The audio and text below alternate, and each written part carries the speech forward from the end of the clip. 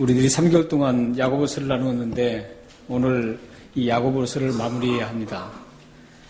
다음 주일은 우리 임직 예배가 있기 때문에 다른 노예 목사님들이 오셔서 설교 말씀을 하시기 때문에 오늘이 제가 우리 세컨텀의 마지막 설교이기 때문에 야고보서 마지막 설교를 마무리를 해야 할 것 같습니다.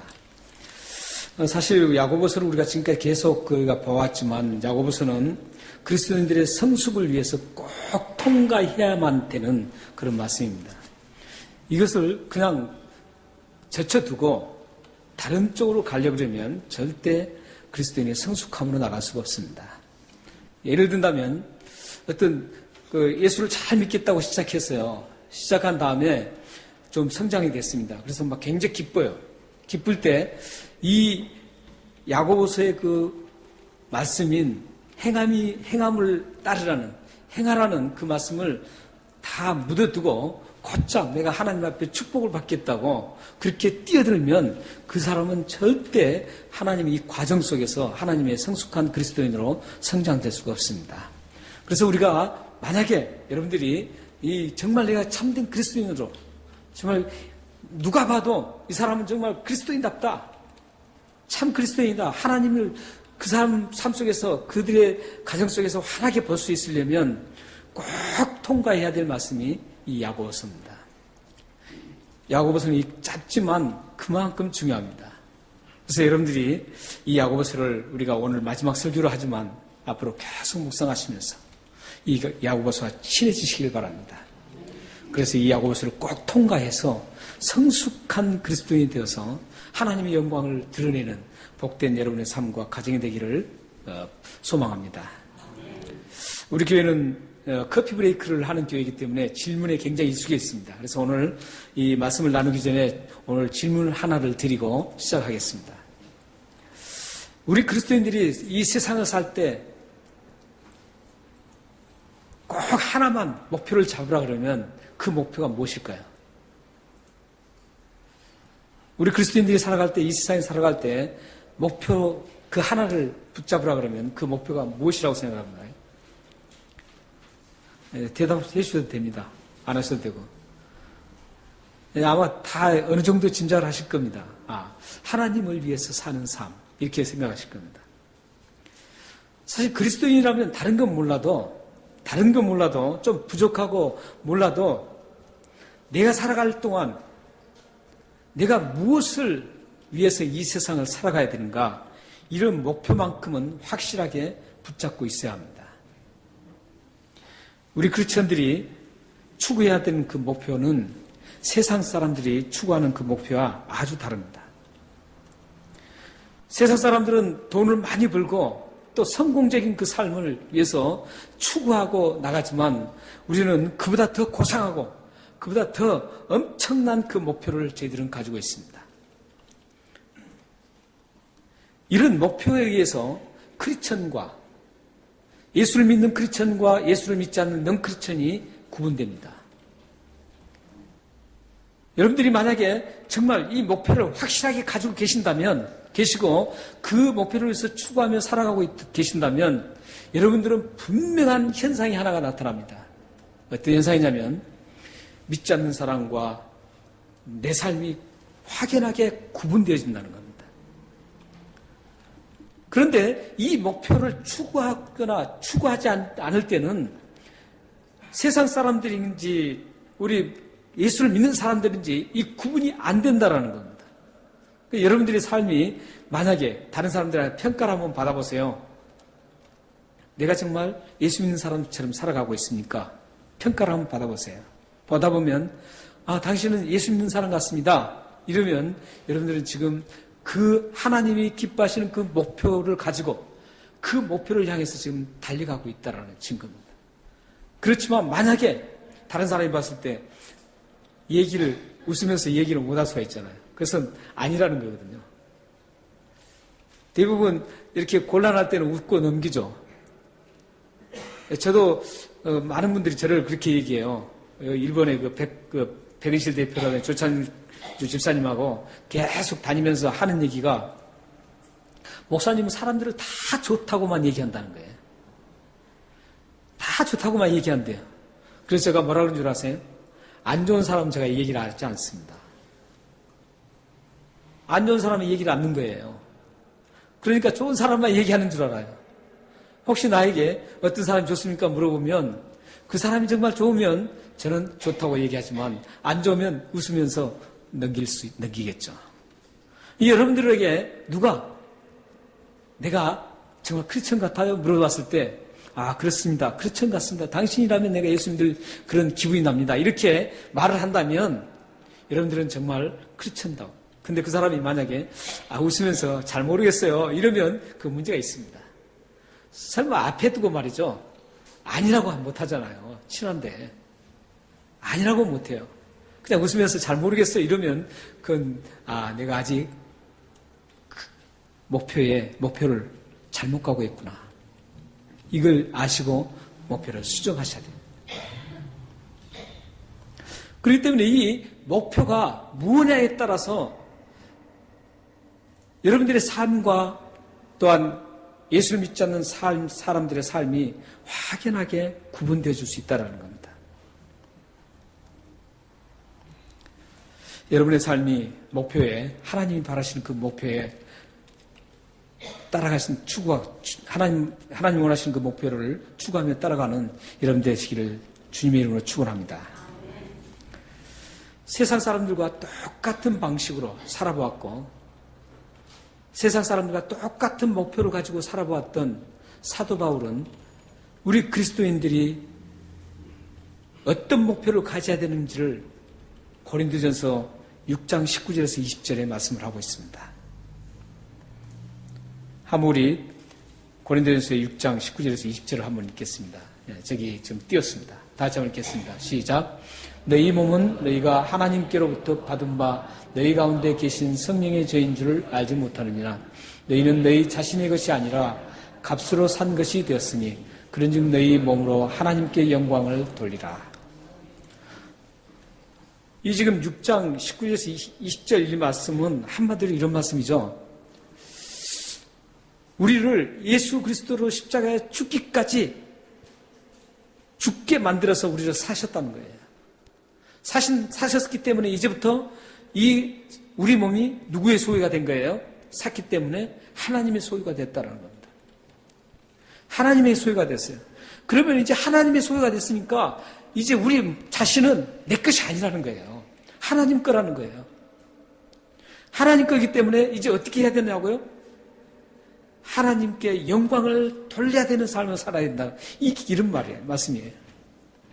여기서 중요한 단어가 하나 있어요. 중요한 게 너희 몸으로 하나님께 영광을 돌리라는 겁니다. 너희 생각으로 하나님께 영광을 돌리라는 게 아니에요. 너희 몸으로, 너희 행동으로 하나님께 영광을 돌리라는 겁니다. 지금 야고보 사도가 이 요청이 바로 그거예요. 사도 바울이 요청했던 것처럼 야고보도 지금 똑같이 이렇게 지금 요청을 합니다. 생각으로 하나님께 영광 돌리는 게 아니라 마음으로 하나님께 영광 돌리는 게 아니라 우리의 몸을 직접 사용해서 하나님 앞에 영광을 돌려야 된다는 겁니다.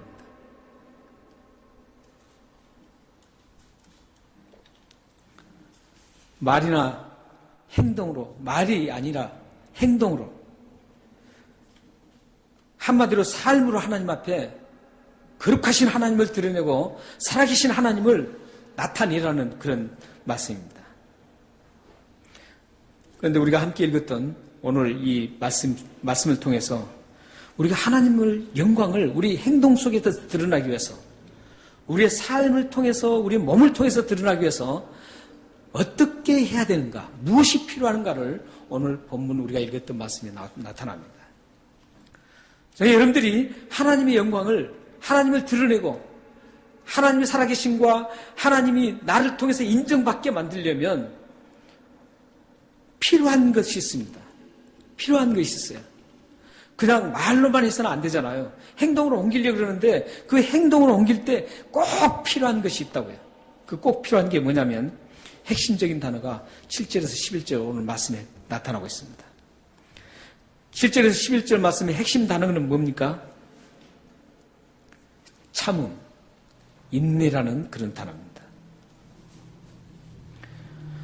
그리스도인들이 하나님을 영광을 드리려고 하는 그 목표, 내 삶을 통해서 하나님이 드러나고 하나님의 영광스러운 이름이, 거룩한 이름이 드러나기를 소망한다면 어떻게 해야 된다고요?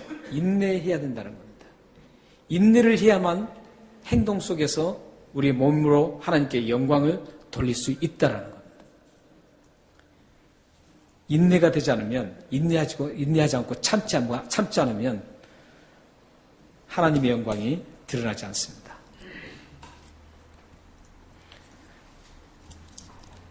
인내라는 열매가 꼭 여러분들에게 있어야 합니다. 참지 못하는 삶 속에서는 살아계신 하나님이 발견되지 않습니다. 하지만 참고 인내하는 사람의 삶에서는 살아계신 하나님의 그 사랑이 또렷하게 발견되어집니다. 이처럼 인내라는 열매에 의해서 하나님이 발견될 수 있고 하나님이 사라질 수도 있습니다. 야고보는 이제 계속해서 그 증거를 7절에서 계속 이제 비유로 얘기를 하고 있습니다. 7절 한번 제가 읽어드리겠습니다. 그러므로 형제들아 주께서 강림하시기까지 길이 참으라. 보라 농부가 땅에서 나는 귀한 열매를 바라고 길이 참아 이른 비와 늦은 비를 기다리나니. 이렇게 지금 기록하고 8절에서는 너희도 길이 참고 마음을 굳건하게 하라. 주의 강림이 가까우니라. 이렇게 지금 말씀하고 있습니다. 농부가 지금 씨앗을 뿌리고 그 기다리는 시간들이 있습니다. 이른 비를 기다립니다. 그리고 파종을 해서 이른 비를 기다리면 그 파종이 이른 비를 맞고 싹이 트고 자랍니다. 그러나 그것만으로는 안 됩니다. 그 후에 또 늦은 비를 또 기다립니다. 늦은 비를 기다리는데 그 늦은 비는 무슨 역할을 하냐면 그 늦은 비를 통해서 그 곡식이 익어가고 연그러가고 알찬 알곡이 될 수 있도록 수확을 할 수 있도록 하는 것이 늦은 비입니다. 이 보통 이스라엘은 대개 10월에서 11월 사이에 이른 비가 내리고 3월에서 4월 사이에 늦은 비가 내립니다. 그래서 농부는 약 5, 6개월 동안을 기다려야 됩니다. 그래야만 정확한 수확, 좋은 열매를 볼 수가 있습니다. 근데 이 이른 비, 늦은 비에 대해서 여러분들이 많이 잘못하면 성경 해석이 오류를 범할 수가 있습니다. 늦은 비, 이른 비가 성경에 많이 나와요. 요엘서라든지 신명기라든지 많이 나옵니다. 근데 거기에 늦은 비, 오늘도 말씀이 나오는데 늦은 비, 이른 비 이걸 가지고 뭐 성령님이니 어쩌니 그거 하는 것은 다 그건 잘못된 해석입니다. 그건 너무 비약적인 비유 해석입니다. 그것을 그 해석을 누가 했냐면 오리겐이라는 사람이 했습니다. 그래서 그 사람이 이단으로 정죄를 됐습니다. 그래서 지금 이른 비 전도 이런 것도 다 문제가 있습니다. 신사도 운동이에요, 이게. 그 성령이 늦은 성령이 오셔서 더욱더 우리 풍성하게, 성경에 그런 대목이 하나도 없어요. 성경을 우리가 비유로 볼 수 있던 게 있어야 되고, 볼 수 있는 게 있고, 비유로 보지 않고 그대로 보아야 될 게 있습니다. 성경에 전체적으로 신구약을 다 맞춰서, 그걸 다 맞춰서 이게, 비유로 사용해도 되는구나, 이런 것들을 정리해야 돼요. 그런데 이 늦은 비, 이른 비가 그쪽에 많이 사용되고 있어요. 특히 무슨 교회냐? 하나님의 교회. 이단이나 하나님의 교회. 거기서 이걸 굉장히 많이 사용합니다. 그래서 많이 현혹돼요. 굉장히 많이 현혹돼요. 근데 성경 어디를 봐도 그 이른 비, 늦은 비를 할 때는 하나님을 잘 믿는 백성에게 이 땅에서 축복을 주시는 것으로 나오는 것입니다. 하나님께서 제때 이른 비를 주시고 또 늦은 비를 주셔서 잘 자라게 하고 수확을 해서 하나님께 감사를 할 수 있는 그런 뜻으로 다 쓰였어요. 문장 전체가 그래요. 요엘서도 마찬가지예요. 뒤에 그 청년이 꿈을 꾸시오 성령이 주시는 그 장면이 있는데 그거하고는 동떨어져 있는 장면이에요. 그게. 그래서 이 늦은 비, 이른 비에 대해서 남을 다 하면 누가 이 얘기를 이상하게 하면은 성령과 연관 지은 사람은 그 사람은 조금 문제가 있는 사람입니다. 여러분들 잘 알아두셔야 돼요. 혹시 궁금한 게 있으면 저한테 또 오세요. 그러면 제가 성경으로 전체적으로 입증을 해드릴 테니까. 그래서 이 늦은 비, 이른 비는 하나님 앞에 기다리는 농부가 기다려야 된다는 거예요. 기다려야 돼요. 이른 비를 통해서 싹이 트고 파종했던 그 씨앗이 잘 자랄 수 있도록 하고 늦은 비가 내림으로 인해서 그 알곡을 거둬서 그 알곡을 보면서 하나님 앞에 감사하는 하나님 앞에 영광을 드리는 그래서 우리가 추수감사절 그런 거 하는 거 아니에요. 하나님 앞에 영광을 드리는 그런 일들이 일어납니다. 여기서 중요한 것은 기다리라는 거예요. 기다려야 돼요. 만약에 이 농부가 왜 비가 이렇게 안 와? 하면서 빨리 비가 와야지 왜 이렇게 안 오냐고 이렇게 한다고 해서 비가 내린 거 아니에요. 내린 거 아닙니다. 농부는 묵묵히 기다려야 되는 거예요. 인내하고 참고 기다려야 됩니다. 이와 같이 우리의 삶 속에 일어나는 많은 인내하지 못하게 만드는 그런 많은 일들이 있어요. 우리를 자꾸 건드려요. 우리의 성질을 자꾸 더 꾸게 만들어요. 우리를 인내하지 않게 폭발하게 만드는 것들이 너무나 많아요. 이럴 때 어떻게 해야 된다고요? 이 농부처럼 참으라는 거예요. 지금 야고보 사도는 지금 그렇게 얘기하고 있어요.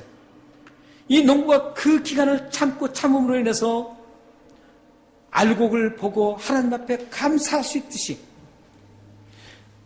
우리들이 어떤 이상한 일을 만나고 억울한 일을 만나고 억울한 사람을 만났을 때 그런 사람들이 어떻게 하든 참고 인내하고 기다리면 그 인내 속에서 인내하고 참는 그 모습 속에서 우리의 모습 속에서 하나님이 발견된다는 거예요. 하나님을 볼 수 있다는 거예요. 근데 인내하지 않고 폭발해버리면 하나님은 발견되지 않습니다. 오히려 추한 것만 발견됩니다.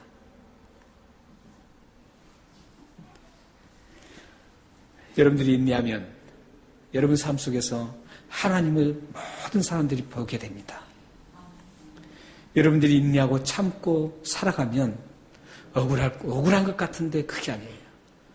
그 여러분의 인내를 통해서 하나님이 인정받게 됩니다. 여러분들이 그런 삶을 사시기를 바랍니다. 8절을 보세요. 8절을 보시면 8절 우리 다 같이 한번 읽어볼까요? 시작. 너희도 길이 참고 마음을 굳게 나게 하라. 주의 강림이 가까우니라. 지금 야고보 사도는 우리들에게 이 농부처럼 삶의 현장에서 마음을 굳게 지키면서 참고 기다리라고 말씀하고 있습니다.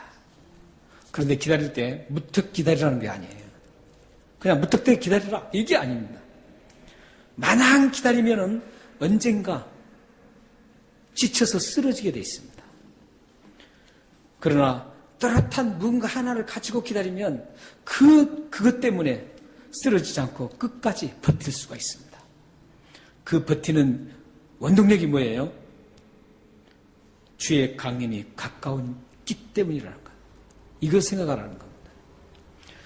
예수님의 재림이 가깝기 때문에 가까운 것을 믿고 그걸 생각하고 그걸 기다리는 마음으로 그 현장을 바라보면 그 불평할 수밖에 없고 힘든 현장을 바라보면 인내가 생긴다는 겁니다. 인내의 열매가 맺어진다는 겁니다. 그래서 인내의 열매는 어떨 때 맺어진 줄 아세요? 예수 그리스도의 재림을 기다리고 그 재림을 바라볼 때 생기는 열매가 인내입니다. 예수님의 재림을 기다리고 예수님이 곧 오실 거야. 지금 오늘 말씀에도 강림이 가깝다 그래요. 지금 우리는 이미 예수님의 초림부터 이미 우리는 종말에 들어가 있습니다. 재림에 가까운 시기에 들어와 있는 거예요. 그래서 예수님의 재림이 가까이 온 것을 생각하면서 그 일들, 억울한 일들, 힘든 일들을 바라보면 그것들이 극복될 수 있도록 인내가 일어난다는 겁니다. 그러므로 인내의 열매는 예수 그리스도가 다시 오실 것을 확실하게 믿는 사람에게 주어지는 열매입니다. 예수님이 다시 오실 것을 믿지 않는 사람에게는 이 인내의 열매는 맺히지 않습니다. 왜냐하면 참지 못해요. 예수님이 다시 오실 날 그 모든 우리의 슬픔과 억울함과 모든 것들이 한꺼번에 다 풀어지기 때문에 그걸 아는 분들은 지금 현재 그 억울하고 힘들고 어떤 일을 당해도 그걸 극복할 수 있는 인내가 열매가 열릴 수 있지만 그 예수님의 다시 오시는 그 모습을 믿지 못하면 이 인내 열매는 맺지 않습니다. 우리들이 살아가는 삶의 현장 곳곳에는 폭발할 수 있는 일들이 널려 있습니다. 여러분들이 자녀들을 잘 보살필 때도 참지 못하고 폭발할 수 있습니다. 교우들과 관계에서도 참기 너무 힘들어서 폭발할 수 있습니다. 부부 사이에도 인내의 한계가 와서 폭발할 때가 있습니다. 부모를 대할 때도 참기 힘들어서 폭발할 수도 있고 직장 동료와 일할 때도 뚜껑이 열릴 때가 있습니다. 이국 땅에서 살아가는 우리들이 이민자인 우리들에게 뚜껑 열릴 일이 얼마나 많은지 모릅니다. 정말 차별받는 그런 의식이 있을 때는 막 뚜껑이 열리려고 그래요. 그럴지라도 이렇게 많은 폭발할 수 있는 그런 많은 그 현장에서도 여러분들은 폭발하면 안 됩니다. 그럴 때마다 예수님의 그 다시 오심을 생각하며 인내를 해야 합니다. 인내의 열매는 사실 대단한 위력을 가지고 있습니다. 인내의 열매는 대단한 위력을 가지고 있는데 그 위력이 원망과 불평을 사라지게 하는 위력을 가지고 있습니다. 9절 10절에서 인내가 원망을 사라지게 한다는 확증을 제시하고 있습니다. 9절 10절 한번 보시죠. 형제들아 서로 원망하지 말라. 그리하여 심판을 면하리라. 보라 심판주가 문 밖에서 계시니라. 형제들아 주의 이름으로 말한 선지자들을 고난과 오래 참음의 본으로 삼으라. 지금 이 심판주가 문 밖에 있다라는 거죠. 이것은 멀지 않았다는 거예요. 금세 지금 문만 열고 들어올 수 있다라는 그런 상황을 지금 말씀하고 있습니다. 이 심판주신 예수님이 지금 곧 이 땅에 오실 준비가 이미 완료됐다라는 뜻입니다. 그 예수님이 오실 때 우리는 참 인내를 해야 한다는 것이죠. 그렇기 때문에 그 예수님이 오신 것을 생각하면 인내가 가능하다는 겁니다. 갈라디아서 5장 22절에 성령의 열매가 나오죠. 그리고 고린도전서 13장 4절 말씀을 보면 사랑의 열매가 나옵니다. 성령의 열매, 사랑의 열매에는 꼭 포함되어 있는 게 오래 참음, 인내가 있습니다. 인내의 열매는 예수님의 재림을 믿고 생각할 때 맺어지는 좋은 열매입니다. 심판주가 문 밖에서 계시기 때문에 원망하지 말라는 거예요. 인내하고. 심판주이신 예수님이 곧 오신다는 믿음과 생각을 가지면 어떤 일에도 인내가 발생되어서 원망이 사라지게 되어 있습니다. 우리들의 본이 되신 예수님의 말씀을, 하나님의 말씀을 외쳤던 구약의 그 모든 선지자들, 신실한 그 선지자들도 오실 그 메시아를 생각하며 믿음으로 그들이 버텼습니다. 그래서 그들은 그 모진 고통 속에서도 끝까지 낭망하지 않고 그 모진 힘든 그 모든 터널을 통과했었습니다. 이렇게 삶의 현장에서 원망하지 않고 인내하며 묵묵히 걸어가는 사람을 11절에서는 복된 사람이라고 말하고 있습니다. 시작. 보라, 인내하는 자를 우리가 복되다 하나니 너희가 욥의 인내를 들었고 주께서 주신 결말을 보았거니와 주는 가장 자비하시고 긍휼히 여기시는 이시니라. 원망하지 않고 이 세상에 나그네 길을 뚜벅뚜벅 걸어가는 그 사람들을 뭐라 그럽니까? 복의 사람이라고 인정하고 있습니다. 우리는 여기서 복의 사람이라고 하는 그 말을 잘 새겨보아야 합니다. 그 뒤에 복의 사람이 어떤 건가를 그 하반절에 지금 나오고 있습니다. 욥을 예를 들면서 복의 사람이라는 게 어떤 사람인가를 지금 말하고 있습니다. 여기 보면 주께서 주신 결말을 보았거니와 욥에게 했죠. 그리고 여기서 욥뿐만 아니라 인내한 모든 우리들의 선진들을 같이 얘기하고 있습니다. 인내를 했던 그 사람들의 모든 결말을 보았다는 거죠. 그 무엇을 봤나요? 주는 가장 자비하시고 긍휼히 여기시는 인간, 긍휼히 여긴다는 것을 보았다는 겁니다. 그러니까 여기서 복이라는 것은 막 물질을 풍성하게 쏟아붓는다 이런 게 아니에요. 하나님의 그 자비하심과 긍휼이 항상 함께 있다라는 것이 복이라는 겁니다. 이 복보다 더 큰 게 어디 있겠어요? 하나님의 자비, 긍휼. 이 말씀은 어떤 말씀이냐면 우리가 힘들고 고통스럽고 억울한 일을 당하고 있을 때 폭발하고 싶은 그런 감정이 막 일어났을 때 그때도 참고 있으면 그걸 다 아시고 함께 눈물을 흘리시면서 그 현장을 지켜보면서 함께 눈물을 흘리면서 그 모습을 아름답게 다듬어서 다음에 멋지게 새롭게 그것을 사건을 되돌리는 그런 은혜를 갖다가 지금 자비와 긍휼이 있다라는 거죠. 그러니까 여러분들이 아무리 억울해도 참으면 되는 거예요. 참으면 하나님이 그 속에서 다 아시고 함께 여러분들 고통에 눈물을 흘리고 억울한 것에 같이 억울해 주시고 위로해 주시고 그렇게 하면서 어떤 일을 해요? 그것들이 그대로 머물러 있지 않고 다음에 그걸 아름답게 뒤바꿔 놓는 그런 하나님의 그 반전시키는 그 반전의 하나님을 여러분들이 볼 수 있다는 겁니다. 사랑하는 여러분, 여러분의 주변이 원망할 것들로 가득 차 있습니까? 다시 오실 예수님을 생각하면서 길이 참으십시오.